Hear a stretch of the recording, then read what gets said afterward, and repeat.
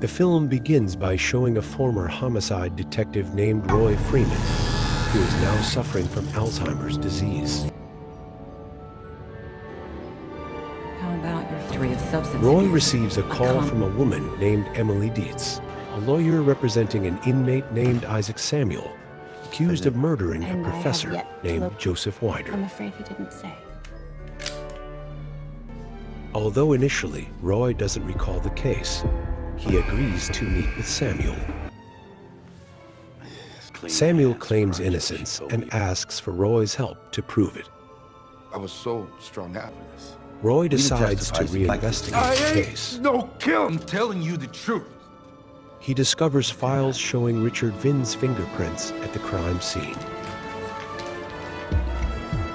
Roy visits Jimmy Remix, his detective colleague, who confirms this. Roy then finds out that Richard Vinn has died of a drug overdose, but Roy senses something fishy. Roy retraces the case and finds a book by Richard Vinn, depicting the relationship between Laura Baines, a student working for Joseph Wider, and the professor. Turns up to the crime scene. Oh, I'm so sorry, Eddie. Richard becomes suspicious of their relationship and investigates further. To speak ill of the dead, but Richard wasn't. After Joseph Wider's death, Laura disappeared, as did Wayne, his assistant. Never understood. Whereas I now know. Roy and Jimmy then discover that Richard Vinn didn't use drugs, and Richard's death is suspected to be related to a woman named Elizabeth. Roy meets Dina Finn, Richard's ex-wife, who expresses suspicion towards Elizabeth. They find out that Laura Baines used the name Elizabeth, and when Roy meets Laura, she admits they had met before. And that fact that your mother so from Roy then searches for Wayne, who reveals that Joseph Wider had many relationships with women, including Diane Linz, a bartender. They suspect Joseph Wider's death is related to his complicated relationships with these women. Got you some stuff from Bamboo. After being visited by Wen and escorted home, Roy inadvertently reopens the murder case files of Joseph Wider. So what?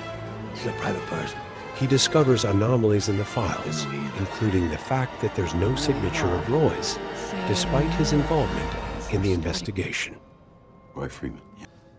Retired. I saw him. While examining the files, Roy receives an unexpected visit from Laura Baines, who was previously covertly observed by Jimmy. Laura denies that her relationship with Richard Vinn was nonsense. He left something behind, though. Roy then realizes he's run out of food supplies and goes out to search for food. However, while walking, he's nearly hit by Wen's car. Roy shoots Wen in self-defense, resulting in Wen's death. With better memory.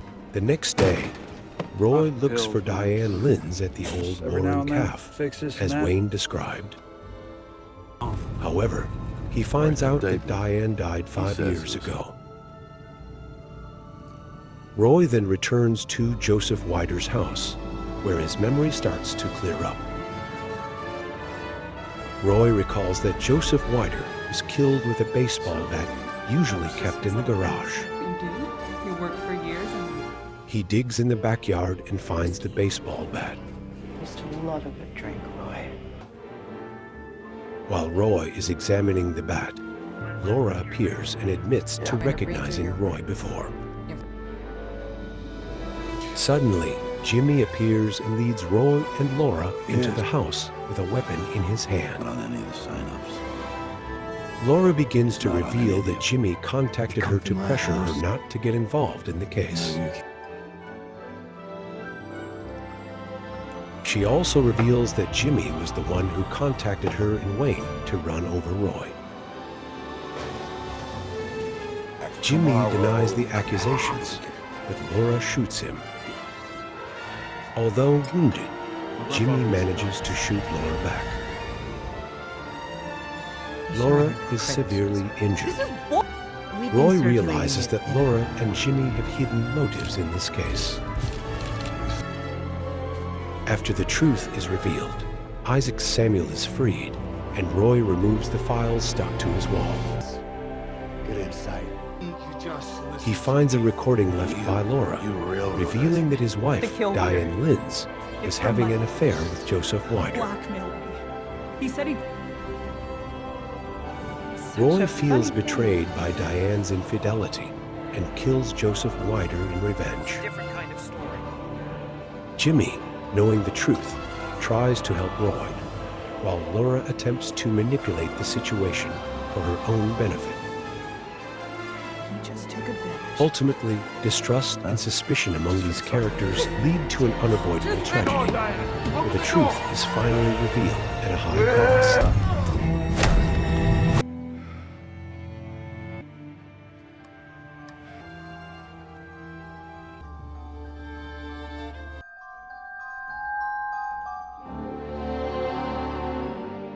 The film opens with a scene featuring a young girl named Veronica being trained by a man named William.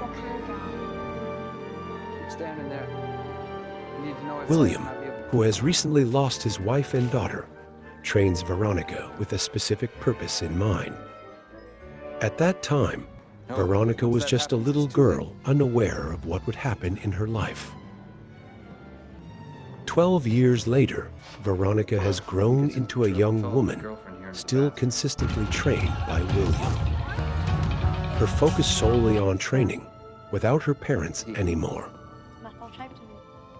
Meanwhile, the story shifts to 4 teenage boys and 1 girl who often hang out at a bar. One of them, Johnson, is obsessed with a blonde waitress named Gwen. While Veronica continues her training, she is unaware she will be turned into a killing machine to target these 4 men. Gwen, loved by Johnson, becomes a victim of a trap that leads to her death. Veronica is then taken to a bar for field practice. She executes her task with deadly precision successfully. However, Veronica's mind is disturbed, especially because she hasn't experienced love and attempts to seduce William, her trainer. Next, Veronica is prepared for the next forging by being given a special fluid, triggering her fears. However, Veronica shows she is not afraid of William and then asks him about the victims made by the 4 men.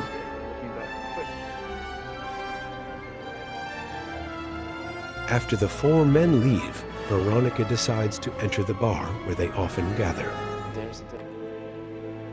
There, she tries to get close to the lover of one of the men and gathers a lot of information she eventually uses for further purposes. The next day, Veronica intentionally meets Johnson, obsessed with the blonde woman, and finally manages to trap him. As they are in a secluded place, Veronica manages to take down the 4 men one by one with the help of the special fluid she prepared. In the end, only Veronica and Johnson remain. They engage in a question and answer session, leading to the revelation of the crimes they have committed. Proudly, William is present to witness Johnson receive punishment for his actions. In the end, Veronica is accompanied by William at the cafe where the 4 men often gather, showing that justice has been served and that their actions will not escape punishment. You ask. Do you ask?